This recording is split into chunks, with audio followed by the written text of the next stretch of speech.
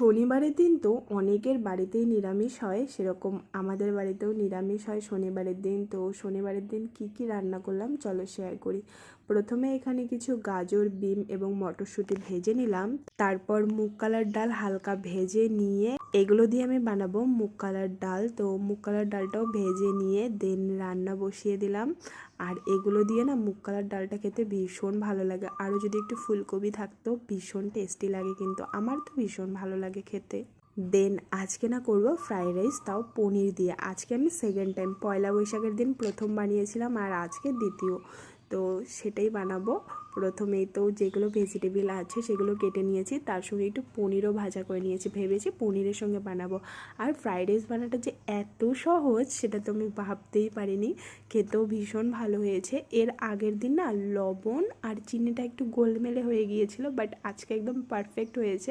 তো এটার যদি ফুলফিল রেসিপি তোমাদের প্রয়োজন হয় আমাকে কমেন্টে জানিও, আমি তোমাদের সঙ্গে শেয়ার করব। খুবই সিম্পলভাবে আমি রান্না করেছি, কিন্তু ভীষণ টেস্টি হয়েছিল খেতে।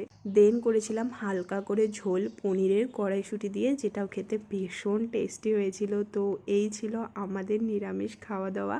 আমাদের তো শনিবার মানেই পনির হবে, শনিবারের দিন নিরামিষ যেহেতু একটু পনিরটাই খাওয়ার চেষ্টা করি, এছাড়া তো নর্মাল দিনে আর সেরকমভাবে পনির খাওয়াই হয় না। ভিডিওটা ভালো লাগলে একটা লাইক করে চ্যানেলটিকে সাবস্ক্রাইব করে পাশে থেকো।